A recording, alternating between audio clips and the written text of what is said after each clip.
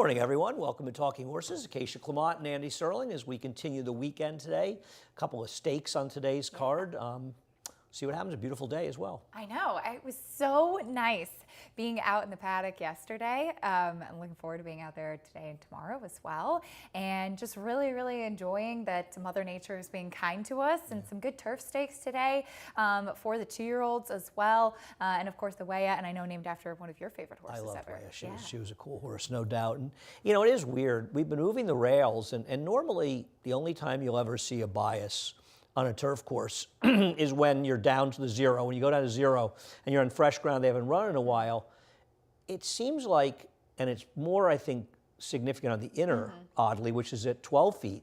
And the outer one down to zero, it just seems like throughout the entire meet, we've had a real inside bias consistently on these courses. And it's making for races that are not fair to some and very, very generous to other horses here that are able to save ground. And, you know, to anybody that understands bias, it's not about who wins and how they win races. It's about how others run. And you look at those 2 races on the inner yesterday, everybody that was even mildly effective was down on the rail. Yeah. Race after race, we've been seeing it. And it's a phenomenon. I don't really understand it. It doesn't feel like a track maintenance thing. It just seems strange. And I don't know if it's almost kind of seemed to me, because I was trying to watch and figure out if when tipping out and closing outside, horses weren't getting a grip on the turf as much. They didn't seem to be They didn't that seem well. to be kind of traveling when outside and not on the rail. But as you mentioned with the rails moving, but it seems like since we came back here to Aqueduct, you really need to be on the inside, especially on the inner. And yet we've moved the rails every single week. Yeah. So it's a strange occurrence. And, you know, I think... Oh, Andy lost his microphone, so you can't hear what he's saying for the rest of Talking Horses. If you're lucky. I spent about 20 minutes untangling it the other day. It didn't do any good. You know, and I think I'm not a why guy.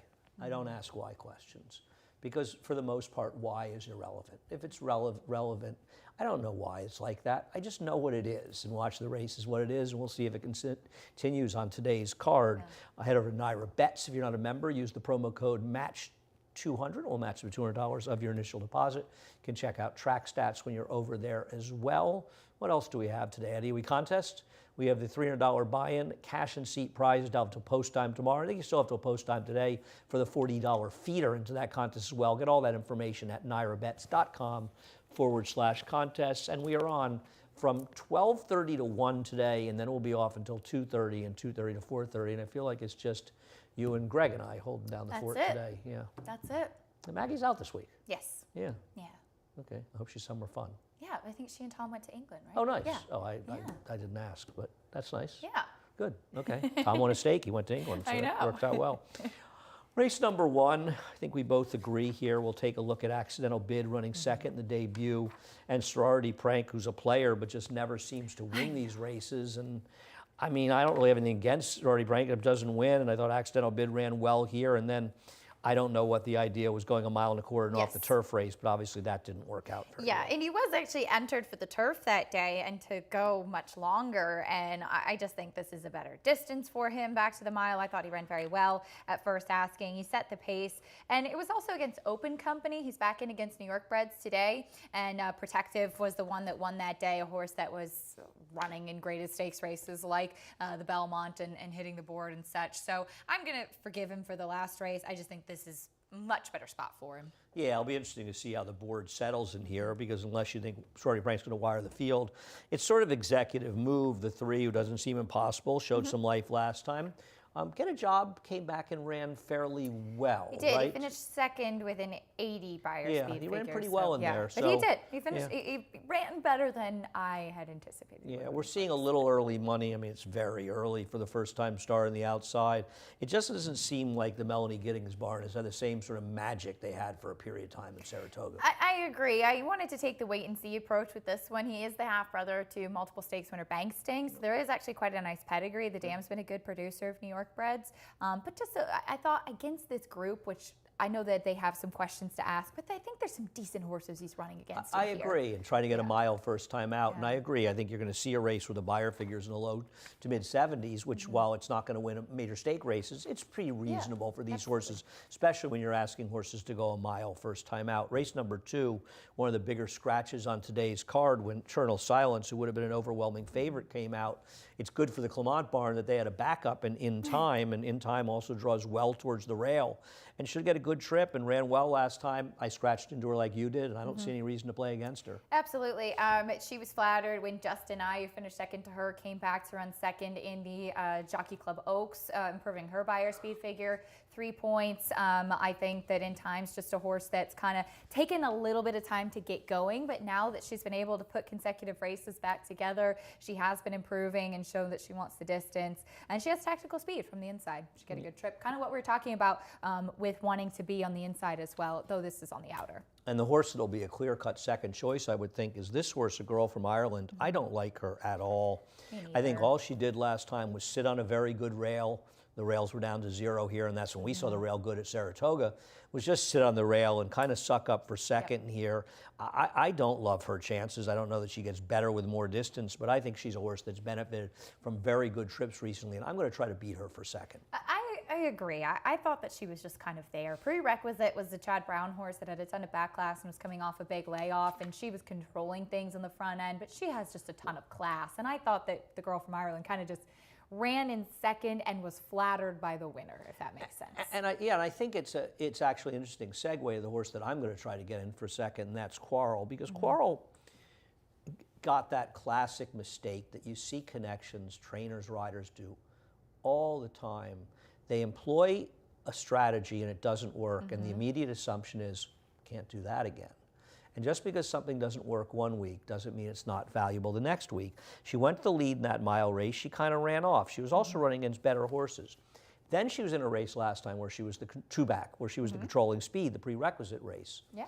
And instead of being forward, they not only handed the race to prerequisite, who became the controlling speed, even though she has no real speed, because they rated, and they took her back and were off the inside. And she got keen, and she was so unhappy about it. It's like, okay, it didn't work the time before that.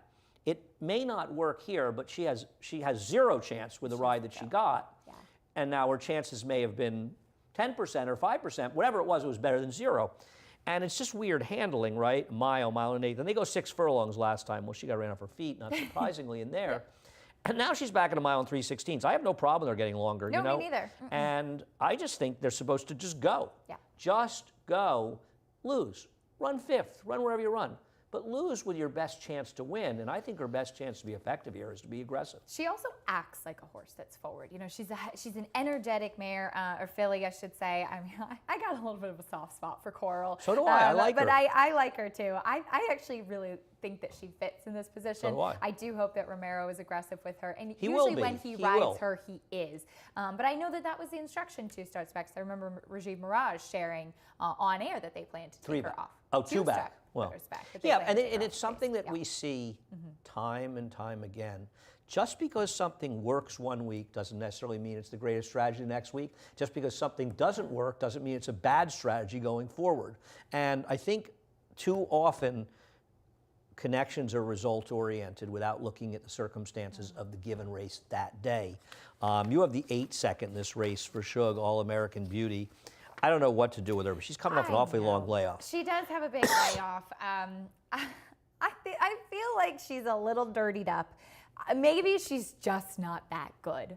But she's always one that I was just waiting to take that step forward. And I think that she did face some good company, going longer. She's not a horse that likes a soft turf as well. She was one that I thought, looking at my notes, that she was kind of coming along from a physical perspective. So obviously, nearly a year layoff. It's a big ask coming back in here. But I just thought that she was a little bit intriguing as a fresh face. Yeah, I looked up Shug's record, non-maidens, 250-day plus layoffs and turf routes. He's just 3 for 32 with a 57-cent ROI with 13 hitting the board. So it's just wonder she may need one. I don't think she's impossible either, but I'm going to go more in the direction of the two who hopefully will get that aggressive ride today. Race number 3. Well, we'll start out in race number 3 with Brick Ambush, going back 3 races, the race behind Lots of Trouble, where he lost at 1-2. He's still a very logical horse in this race. He is, but I felt that he was going to be a short price yet again. And he's one of those horses that he just never really, I think, took that big step forward that I think a lot of people were anticipating, especially from 2 to 3 and then even to the second half of his 3-year-old season. Well, he never got over being robbed. No, well, to be fair, yes. If But you don't remember the race I'm Yes. joking about, it's not funny to a lot of people, No. fairly said, that Stallion Series when he was oddly taken down Yes. from second, and I think most people thought he'd be placed first. There would either be I no don't blame change, him, either there'd be no change, or he'd be placed it first. was So, definitely something new the at the strangest racetrack. DQs Yes. you've ever seen. Yeah.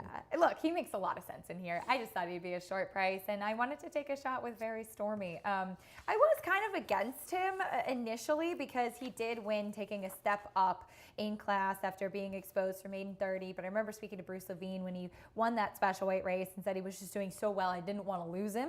And he was rewarded. And then last time he did stumble, and I thought he actually kept on okay. I thought it was a pretty minor stumble, though. It was.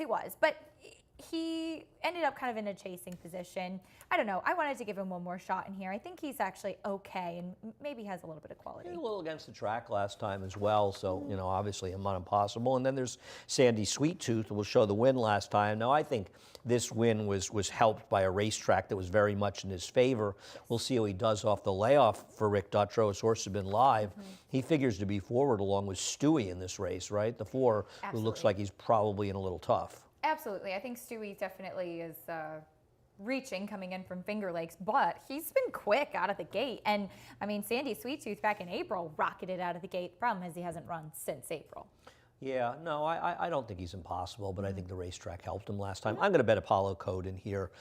He was on a dead rail last time in a race that just completely collapsed as well, so I don't hold that effort against him. He was over his head against Proprietary Trade 2 races back.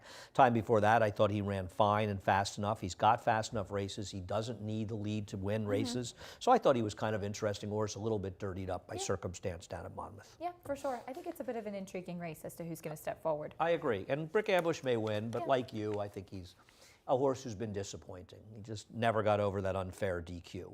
Race number 4, a couple of scratches here of horses that weren't major players, but not impossible.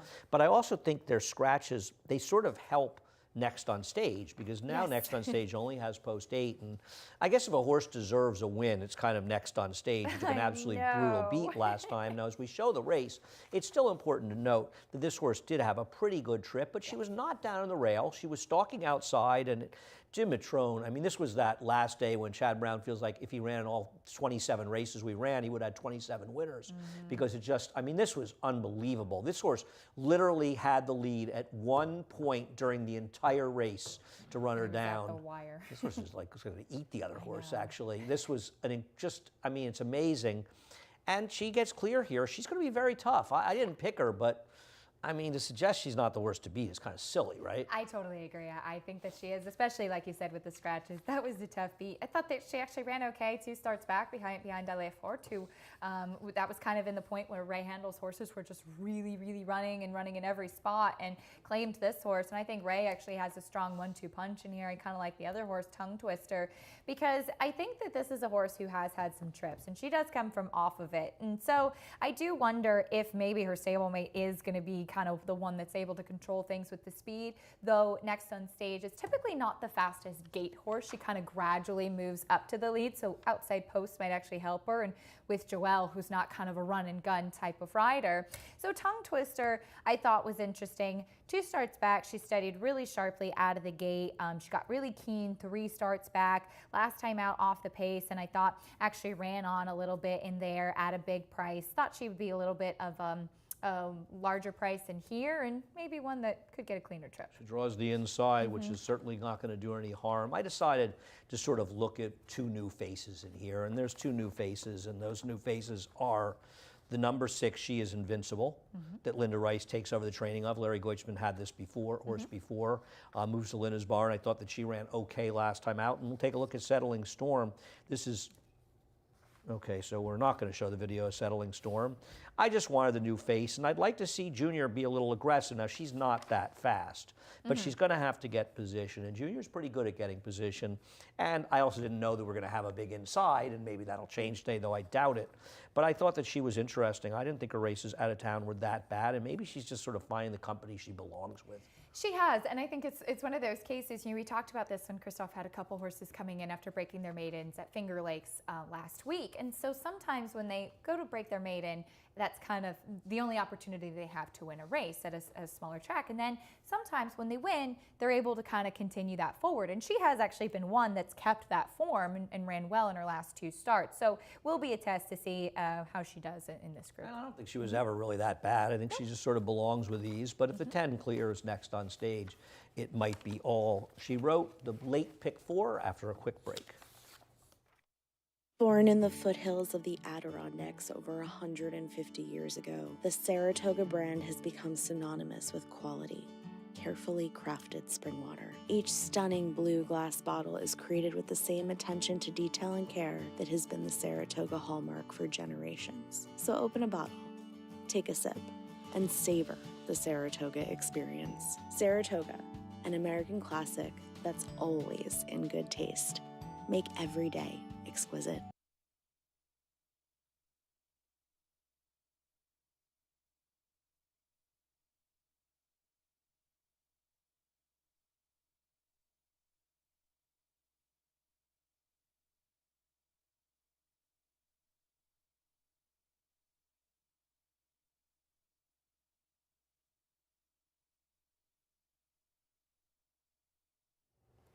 We're back. Acacia and Andy. Race number 5 is Uturdi. Chasing Liberty, for some reason, is going to run at Keeneland.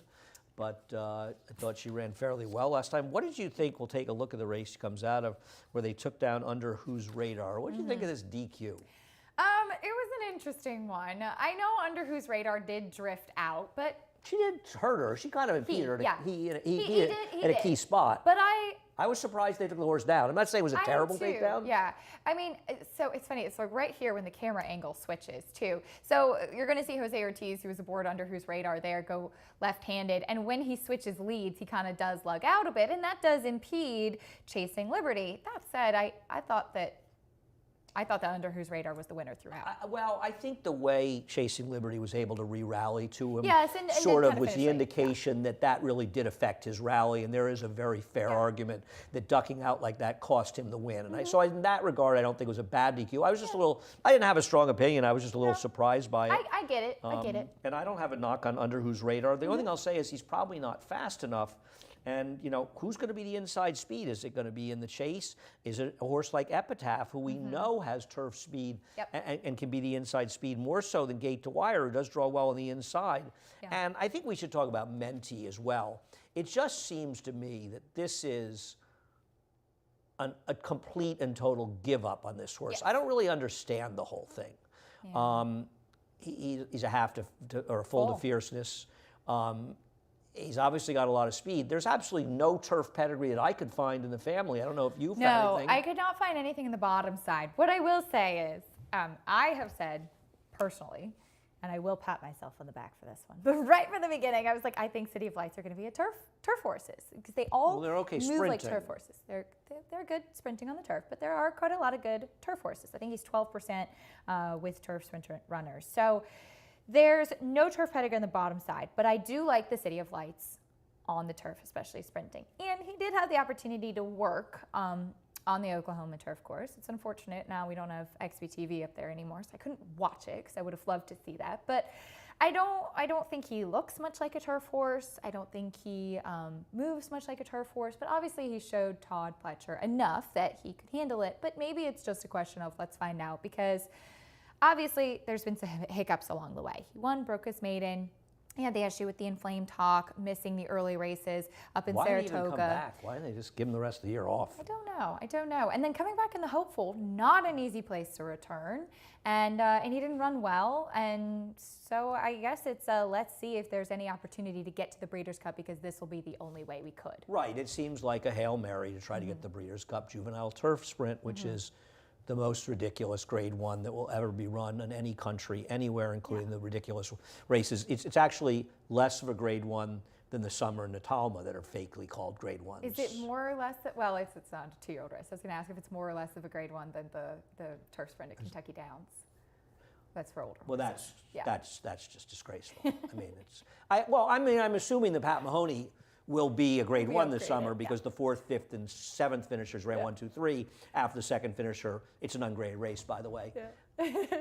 I wouldn't want to have to defend that in a court of law because it's one of the most disgraceful things I've ever seen. I actually wondered if they meant to make the older race a Grade 1 and they mistakenly somehow made that one a Grade 1. I don't get it at all. I just hope the Nashville Derby one day gets the credit that it deserves as an important cornerstone to racing in America. 3.1 million. 3.1 million, money just so well spent to a horse from Europe we'll never see again.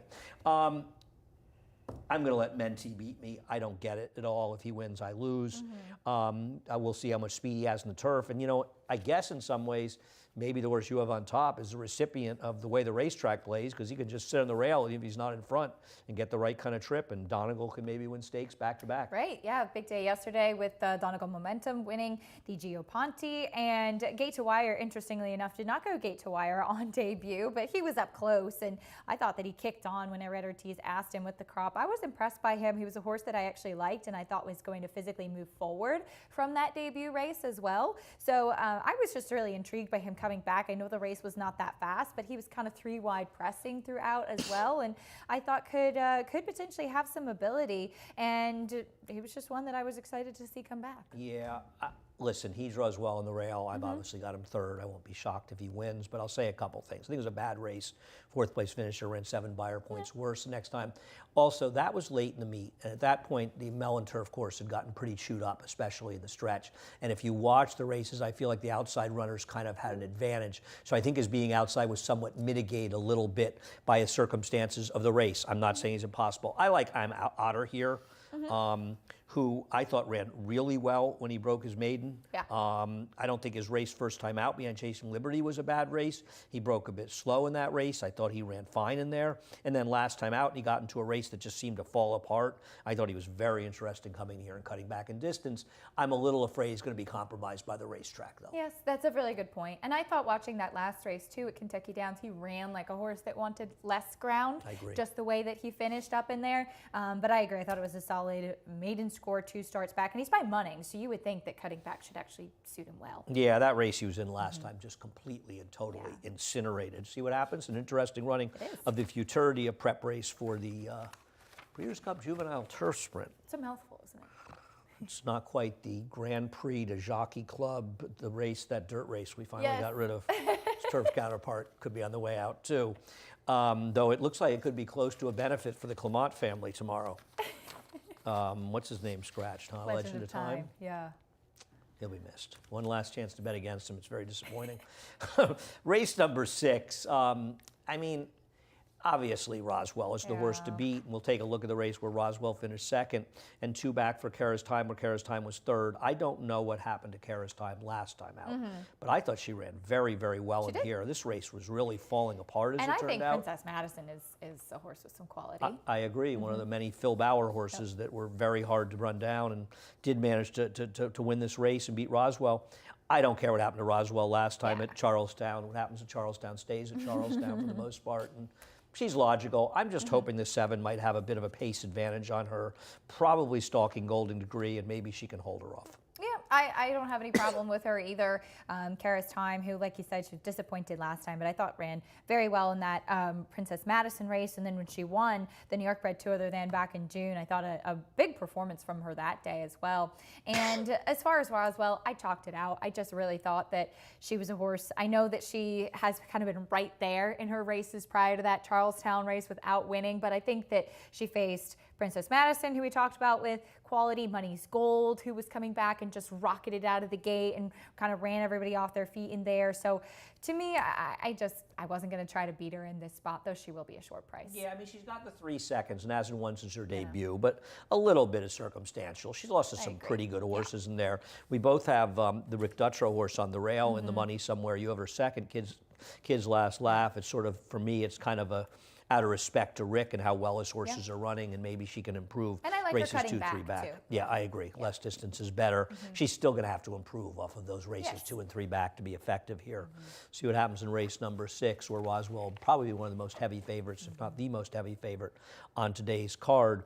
Race number 7 changed when surprisingly came out, and Star Fortress, as we were both going to try to get Star Fortress I home. was really excited about Star Fortress I today. agree. Now, this racetrack might not have done any favors. Now, Yeah. maybe it won't do McCulloch any favors, and it might help Idea Generation, who's going to be in front in this race. And, you know, did she just sort of pull off a weird upset because it was a wet turf that day? Or is it possible that she's just a better horse on the lead? Because she is a horse they always thought was going to be good, even though she never lived up to it. Yeah, it's funny. After the Flower Bowl, when I interviewed Chad Brown, he said 2 things. One, that he always had high hopes for her, which you might remember from the very beginning. She was really touted in that race that was declared a no contest that she debuted in. And then he also said, I think she's best with moisture in the ground. So she's not going to get that in here, but allowing her to run, and Eric Cancel has done that with some Chad Brown horses as well. Let them run on the front she's end, going. and they hold on. So yeah, I mean, maybe that's just her preferred running style. She ran very well in the way of last year when she did exactly that, though again, a yielding turf course. Yeah. So why did McCulloch not run as well last time? I know. I don't know. I scratched into her. I was going to try to pick against her today. But then with what we're left, I do think she just is the best horse in the race. So that's why I ended up here. But I was disappointed in her last time. I thought Warlike Goddess ran well coming from off of it, and thought McCulloch kind of ran in place. The 2 races that McCulloch hasn't run well in this year are the Sheepshead Bay and the Flower Bowl. And in both those races, she failed to get covered up. She is a horse that has shown repeatedly, unless she gets covered up, she doesn't need to be buried inside of horses, but she needs cover in front of her. She's not effective, and Irad's going to have to find a way from the outside post to get her covered up. I think if he does, that she's better than these horses, and she's going to win here. But she, to me, is a horse that is not able to produce her best records without getting covered up. And listen, I do respect the number 3 in this race, La Mahana. She's okay. I don't know. She just doesn't stay on the track enough, to be honest. And what was her excuse in the Sheepshead Bay? No, I agree. I thought that it's one of those races that does kind of look better on paper than when you watch it. I thought that if what we're talking about with the racetrack, she might be the one that ends up with the dream trip, and she does have some tactical speed. Unfortunately, she got sick this summer, missing the Flower Bowl, but she's been back and she's training strong coming into this. But like you said, she's had just a few races coming back here to the States, but maybe she just trips out in this race, and I thought, like I said, her tactical running style should suit her well.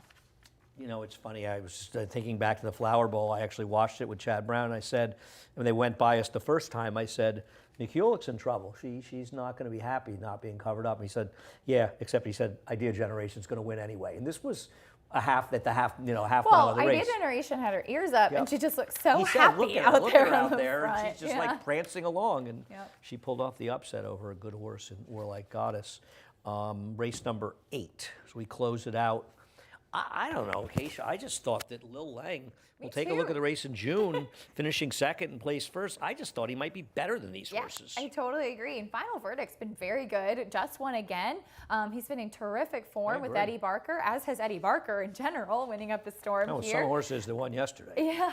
Yeah, I just thought that this horse had good races on the turf and ran behind a horse that was in good form, and I couldn't see past him, honestly. I agree. You have Final Denial second. I think cutting back in distance. I was not sold on going longer last time and did stumble from the inside coming out. Thought the race 2 and 3 back were okay, but I think he's better sprinter. Yeah, I think the interesting horse for me is Twisted Filigree, and we'll take a look at her last race. And hey, Magus Jack, who can't get out of the gate anymore, is in there as well. The problem is, on a fair racetrack, I think Twisted Filigree would be much more dangerous. If we have a track that's tilted towards the inside, he gets very compromised in this race, whereas Lil Lang should be able to save ground. Jose Lezcano is riding Lil Lang, by the way. They wanted to rate this horse, which was pretty obvious by taking the blinkers off 2 races back in a race that was rained off. And just because of situations, the horse was more forwardly placed. But now he's in a race with more speed, so I wondered if he'd be able to rate a little bit more, But I wonder if rating a little bit in this race is not going to necessarily help his chances, as it turns out. So I had liked him a little bit, but now I'm scared with the outside post what kind of trip he gets rating. I know. I think that's a really good point with the way that the track is playing. I thought his turf form overall was strong, whether he's rating or using that speed. But so I had him in there, but I just wonder about trusting him as well. And since he's come back, he's run good races coming back now as a 3-year-old too. So I think he's run really well in those Yeah. races. He's held on the best of the speeds. I think his form is good. I just wonder what kind of trip he's going to work think out that's in this fair. race, and that what kind of scares me in here. That does it for us. Keisha and I, of course, will be on 12:30 to 1 and 2:30 to 4:30 as you head over to Naira Bets. Use the promo code MATCH200 and we'll match the $200 of your initial deposit. Check out track stats when you're over there as well. Also, you have until post time today to sign up for the $40 feeder, $300 buy-in tomorrow. You have until post time tomorrow. Get all the information at nairabets.com/scratches. And then finally, as we said, 12:30 to 1, 2:30 to 4:30 on Friday. Do you have... stock up on your snacks in between. Yeah, I've had enough snacks. I need to do something about this. You got a quick opinion on the stakes tomorrow? Anybody you particularly like? Since you won't be on the show tomorrow, though you'll be on with us tomorrow afternoon. Yes, yeah, I will be on in the afternoon. Have you looked much? No, I have. As far as obviously with Senzaproli coming out of the Frizette, a really big scratch. But I actually thought overall that was a race that was a little bit more wide open as far as horses. It makes it a wide open betting race. And it's I'm sorry she's not running. I know, absolutely. But it makes it really wide open as far as horses being able to take a step forward. I am intrigued by the two maidens, actually, Snow White and the horse of Jorge Abreu's that are coming in. They ran second and third. They ran second and third, and they were both horses. TT's horse was bet strongly, right? She was the one that was working in company with Jody's Pride. It was Scottish Lassie. Was working in company with Jody's Pride and had turned a lot of heads in the morning. Where And is both Jody's of those Pride, by the horses, way? I don't know, so that's also a question. Right. But those horses were ones that I thought were really going to appreciate more ground. And so I'm just intrigued to see them because I think it's wide open now. I agree. Yeah. I agree it is. All right, thanks so much. We'll see you all later on the Fox Show. And Chris Griffin's getting ready. He's going to have the scratch and changes in just about 20 minutes or so. Have a good day. Born in the foothills of the Adirondacks over 150 years ago, the Saratoga brand has become synonymous with quality, carefully crafted spring water. Each stunning blue glass bottle is created with the same attention to detail and care that has been the Saratoga hallmark for generations. So open a bottle, take a sip, and savor the Saratoga experience. Saratoga, an American classic that's always in good taste. Make every day exquisite.